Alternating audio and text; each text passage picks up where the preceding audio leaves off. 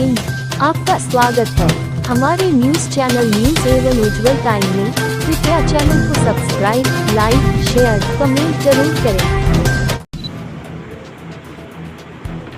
आज मैं पहली बार आप सबके समक्ष वार्ता के लिए मेरा नाम सुनील कुमार चित्तौड़ है। मैं पूर्व विधायक अध्यक्ष उत्तर प्रदेश आज़ाद समाज पार्टी कांशीराम।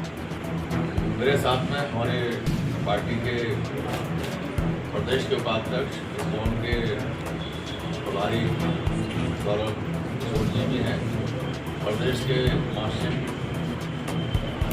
डॉक्टर मोहम्मद आसिफ जी हैं, प्रदेश के महासचिव यशवंत मौर्य जी भी हैं, हमारी राष्ट्रीय कोर कमेटी के सम्मानित सदस्य सानिक वर्मा जी भी हैं, हमारे प्रदेश के प्रवक्ता इंजीनियर देव प्रताप सिंह जी भी हैं, हमारे जिला अध्यक्ष अजय भारती एडवोकेट, हमारे प्रदेश के संगठन मंत्री लागत जी भैया,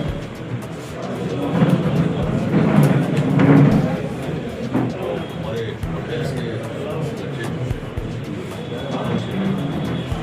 सम्मानित साथियों, हमारी पार्टी के राष्ट्रीय अध्यक्ष आदरणीय भाई एडवोकेट चंद्रशेखर आजाद जी के विशेष निर्देश पर हम लोग उत्तर प्रदेश में आज़ाद समाज पार्टी को जन जन तक पहुंचाने में पिछले 6 वर्ष से लगे हैं और आने वाला वर्ष 2027 उत्तर प्रदेश में विधानसभा के चुनाव हैं। चुनावों को भी ध्यान में रखकर हम लोग अपनी पार्टी की विचारधारा को इसमें बहुजन समाज के लोगों के लिए भारत के संविधान में जो समान अधिकार नियुक्त किए गए हैं उनको हम प्रचार प्रसार करके आम जनता तक पहुँचाने का अध्यक्ष आदरणीय भाई एडवोकेट चंद्रशेखर आजाद जी के निर्देश पर पिछले 6 वर्ष से उत्तर प्रदेश में अपनी पार्टी की विचारधारा को आम जनता तक पहुंचाने का कार्य कर रहे हैं। पिछले वर्ष हमने 18 मंडलों में 18 कार्यक्रम किए प्रबुद्ध जन सम्मेलन के नाम से और अभी 3.5 महीने में उत्तर प्रदेश में हमने 8 बड़ी रैलियां की। आगामी 13 अप्रैल को हम लोग आज सामाजिक क्षेत्र में विशेषकर शिक्षा के क्षेत्र में महात्मा ज्योतिबा फुले जी ने जो विशेष आंदोलन चलाया, आज ऐसे महापुरुष का जन्म है 11 अप्रैल को और 2 दिन बाद 14 अप्रैल को भारत के संविधान के निर्माता बाबा साहब डॉक्टर भीमराव अम्बेडकर का भी जन्म। तो हम अपने महापुरुषों से प्रेरणा लेकर उनकी जो सोच थी उस सोच को जन जन तक पहुँचाने का कार्य कर रहे हैं। आगामी 13 अप्रैल को हमारी पार्टी की तरफ से उत्तर प्रदेश की राजधानी लखनऊ में पिछड़ा वर्ग अलंकार सम्मेलन का आयोजन भी हो रहा है। इस सम्मेलन के मुख्य अतिथि आदरणीय भाई एडवोकेट चंद्रशेखर आजाद जी हैं। चूँकि हम पिछड़े वर्ग के कार्यक्रम को करने जा रहे हैं, पार्टी की तरफ से ऐसा निर्णय हुआ कि हम लोगों को आपके माध्यम से जो पिछड़े वर्ग के लिए हम लोग कार्य करना चाहते हैं, जो उन्हें संवैधानिक अधिकार मिले हैं, इन संवैधानिक अधिकारों को प्रैक्टिकल रूप देने की जिम्मेदारी सरकारों की थी। सरकारें जो भी रही 76 वर्ष के संविधान के लागू होने के पश्चात आज तक पिछड़े वर्ग के लोगों को किसी भी क्षेत्र में पूर्ण रूप से उनके संवैधानिक अधिकार नहीं मिलता। यही वजह है कि आज भी बड़े पैमाने पर देश की आबादी के आधे हिस्से से ज़्यादा वर्ग सभी क्षेत्रों में, चाहे वो शिक्षा का क्षेत्र है, चाहे वो रोजगार का क्षेत्र है, चाहे वो सम्मान का क्षेत्र है, चाहे वो न्याय का क्षेत्र है, चाहे वो विकास का क्षेत्र है, चाहे वो व्यापार का क्षेत्र है, सभी क्षेत्र में ये इतनी बड़ी आबादी आज बड़े पैमाने पर पिछड़ी हुई है। कुछ बिंदु हैं जो मैं आपके सामने रखूंगा। हमारे संविधान के अनुसार पिछड़े वर्ग की जो आबादी 52% है, उसको 52% प्रतिनिधित्व प्रत्येक क्षेत्र में मिलना चाहिए। लेकिन नहीं मिल पाया। काका कालेलकर रिपोर्ट आयोग के बाद मंडल आयोग बना और मंडल आयोग की सिफारिशों के अनुसार 27% आरक्षण लागू होना चाहिए था। पूर्व प्रधानमंत्री स्वर्गीय आदरणीय वीपी सिंह जी की सरकार में मंडल रिपोर्ट की सिफारिशें लागू हुई, लेकिन वो सिफारिशें भी आज तक पूर्ण रूप से लागू नहीं हो पाई। सरकार की नौकरियों में और शिक्षा क्षेत्र में 27% आरक्षण पूर्ण रूप से लागू होना चाहिए। जो सरकारें थीं उनकी नीयत ठीक न रहने के कारण उन सरकारों ने इस तरफ विशेष ध्यान नहीं दिया। कुछ लोग अपनी मेहनत से संवैधानिक अधिकारों को प्राप्त करने के लिए शिक्षा के क्षेत्र में आगे बढ़े, कुछ नौकरियों पर जाने लगे तो संकुचित मानसिकता के लोगों के द्वारा इनकी प्रगति को रोकने के लिए क्रीमी लेयर जैसे मापदंड बनाए गए। हमारी पार्टी चाहती है कि ऐसे क्रीमी लेयर मापदंड को पुनः विचार करके इसको इसकी जो सीमा है उसको बढ़ाया जाए। अभी सरकार की तरफ से ये जातीय जनगणना कराने का पूरे देश के अंदर निर्देश हुआ है। इस संबंध में हमारी पार्टी चाहती है कि सही रूप में जातीय जनगणना हो। इसके साथ साथ आर्थिक क्षेत्र में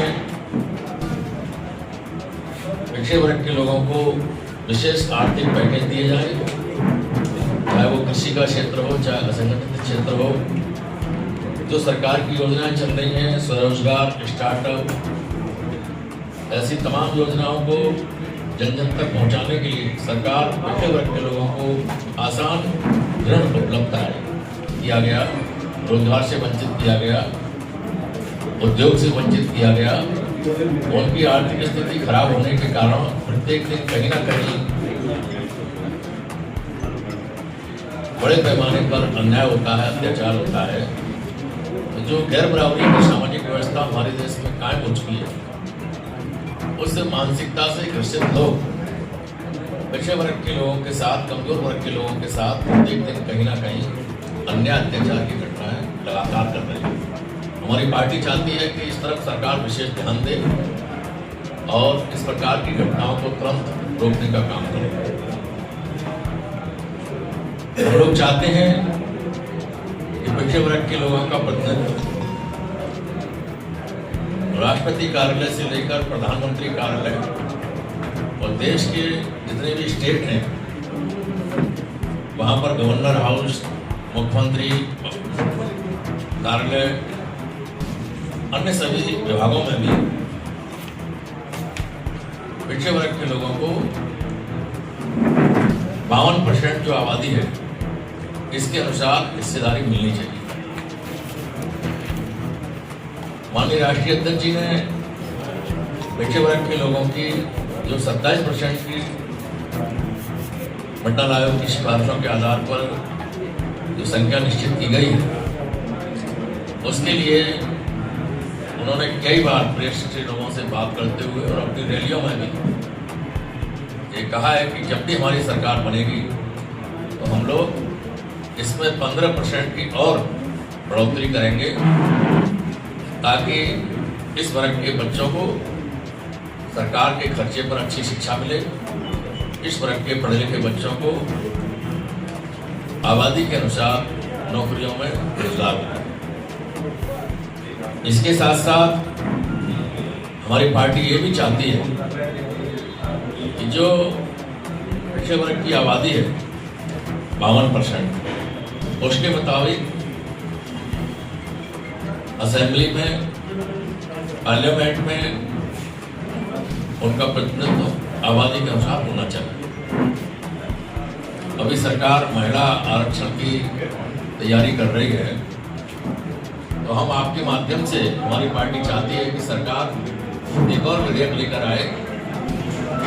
उस विधेयक के माध्यम से भारत में रहने वाले पिछड़े वर्ग के लोगों को जिस प्रकार से जिला पंचायत में, नगर निकाय में आरक्षण की व्यवस्था की गई, उसी प्रकार से असेंबली में और पार्लियामेंट में भी पिछड़े वर्ग के लिए आरक्षण की व्यवस्था होनी चाहिए, सीटें आरक्षित होनी चाहिए, जिससे इस देश के अंदर जो एक बड़ा वर्ग है जो वंचित किया गया है, जो जानबूझकर वंचित किया गया है संकुचित मानसिकता के कारण, जिसको कहा गया है कि ढोल गमार शूद्र पशु नारी शक्ल ताड़ना के अधिकारी, संकुचित मानसिकता रखने वाले लोगों ने ऐसे वर्ग को बिल्कुल इग्नोर कर रखा है, उसको मुख्य धारा में नहीं आने दिया।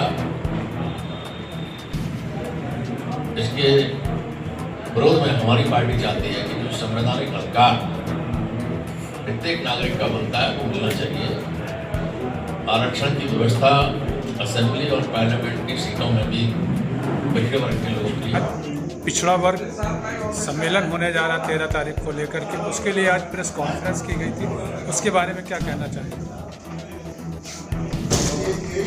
हमारे जो माननीय एडवोकेट चंद्रशेखर साहब राष्ट्रीय अध्यक्ष जी हैं, वो पिछड़ों का हक दिलाना चाहते हैं।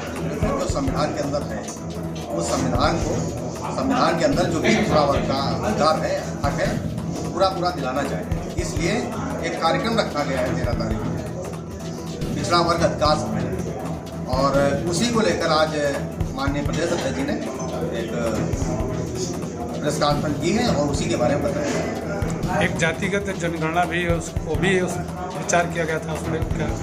हाँ, अगर हमारी गवर्नमेंट हम आते हैं या कुछ होता है तो ये नियम लागू किया जाएगा और एक होगा जातिगत जनगणना। उसमें कुछ परसेंटेज बताया जाए? परसेंटेज तो ये था कि भाई जो है कुछ अति पिछड़े हैं, कुछ पिछड़े हैं, तो अति पिछड़ों को अलग से 15% देने की बात, 27 की